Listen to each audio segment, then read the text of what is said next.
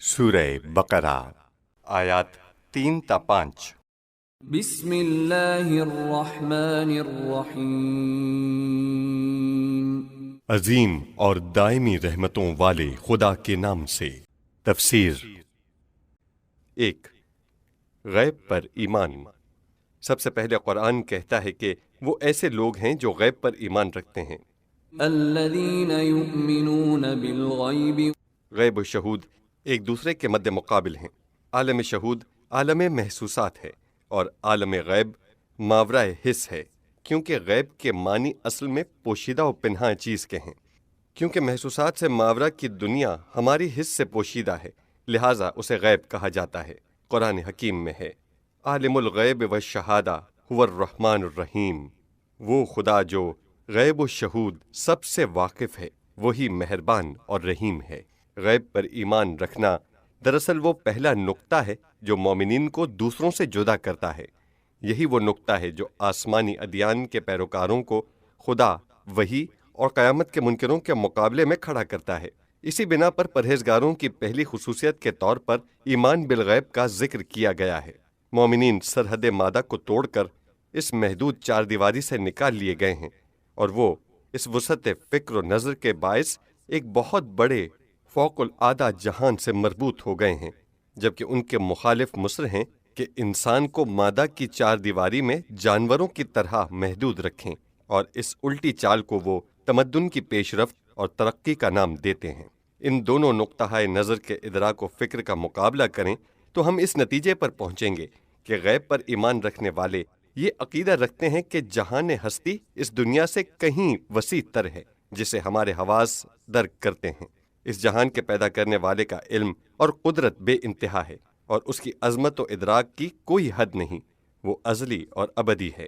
اس نے عالم ایک بہت بڑے سوچے سمجھے منصوبے کے تحت بنایا ہے۔ روح انسانی اور باقی حیوانات میں بڑا فرق ہے۔ موت کے معنی نابود ہونا اور فنا ہونا نہیں، بلکہ یہ انسان کی تکمیل کا ایک مرحلہ و منزل ہے۔ یہ ایک وسیع تر جہان دیکھنے کے لیے ایک دریچہ ہے، جبکہ ایک مادی شخص اعتقاد رکھتا ہے کہ جہان ہستی اسی میں محدود ہے جسے ہم دیکھ رہے ہیں۔ جتنا علوم طبی نے ہمارے لیے ثابت کیا ہے، وہی کچھ کائنات ہے۔ قوانین طبیعت جبری قوانین کا ایک سلسلہ ہے جو بغیر کسی پروگرام یا منصوبے کے ظاہر ہو گیا۔ اس عالم کے پیدا کرنے والی قوت و طاقت ایک چھوٹے سے بچے جتنی عقل و شعور بھی نہیں رکھتی۔ انسان بھی اس طبیعت کا ایک جز ہے، اور موت کے بعد اس کی ہر چیز ختم ہو جائے گی۔ اس کا بدن منتشر ہو جائے گا اور اس کے اجزاء دوبارہ طبی مواد سے مل جائیں گے۔ انسان کے لیے بقا نہیں، اس کے اور عام حیوانات کے درمیان کوئی خاص فرق نہیں۔ اقتباس از قرآن و آخرین پیامبر۔ کیا انسانوں کا ان دو متضاد طرز فکر ہوتے ہوئے ایک دوسرے پر قیاس کیا جا سکتا ہے؟ آیا معاشرے میں ان کا طرز زندگی اور طریقہ کار ایک جیسا ہو سکتا ہے؟ پہلا شخص مومن حق و عدالت، خیرخواہی اور دوسروں کی مدد سے چشم پوشی نہیں کر سکتا، لیکن دوسرے مادی شخص کے پاس ان امور کے لیے کوئی دلیل موجود نہیں مگر جتنا اس کی آج یا کل کی مادی زندگی کا تقاضا ہو۔ یہی وجہ ہے کہ مومنین کے درمیان سچا بھائی چارہ، پاکیزہ افہام و تفہیم اور تعاون ہوتا ہے، جبکہ جہاں پر مادی فکر کے حامل شخص کی حکمرانی ہے، وہاں استعمار، استشمار، خون ریزی، غارت گری اور تاراجی ہے۔ واضح ہوا کہ قرآن نے تقوی کا پہلا نقطہ ایمان بالغیب کو قرار دیا ہے، تو اس کی یہی وجہ ہے جو بیان کی گئی ہے۔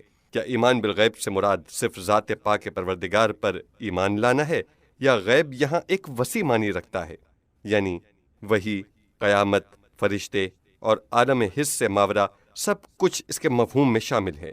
مفسرین کے درمیان اس سلسلے میں اختلاف ہے، لیکن ہم نے ابھی کہا ہے کہ جہان ماورائے جس پر ایمان رکھنا مومنین اور کافرین میں نقطہ اختلاف اور علیحدگی کا سبب ہے۔ اس سے واضح ہوتا ہے کہ غیب یہاں ایک وسیع مفہوم رکھتا ہے۔ علاوہ ازیں آیت کی تعبیر بھی مطلق ہے، اور اس میں کسی قسم کی کوئی قید موجود نہیں جو اسے خاص معنی میں محدود کر دے۔ اب اگر ہم اہل بیت کی بعض روایات میں دیکھتے ہیں کہ اس آیت میں غیب سے مراد امام غائب حضرت مہدی سلام اللہ علیہ لیے گئے ہیں، نور الثقلین جلد اول صفحہ 31، تو یہ بات ہماری گزشتہ گفتگو سے اختلاف نہیں رکھتی۔ امام مہدی علیہ السلام ہمارے عقیدے کی بنا پر زندہ و سلامت ہیں اور نگاہوں سے پوشیدہ ہیں۔ آیات کی تفسیر کے سلسلے کی روایات، جن کے بہت سے نمونے آپ ملاحظہ کریں گے، زیادہ تر مخصوص مصادیق کے لیے بیان ہوئی ہیں، لیکن اس کا یہ مطلب نہیں کہ انہیں ان مصادیق میں محدود کر دیا گیا ہے، بلکہ مذکورہ روایات حقیقت میں ایمان بالغیب کی وسعت اور اس کے امام غائب تک کے شمول کو بیان کرتی ہے۔ یہاں تک کہ کہا جا سکتا ہے کہ ایمان بالغیب ممکن ہے زمانے کے گزرنے کے ساتھ ساتھ نئے مصداق بھی پیدا کرے۔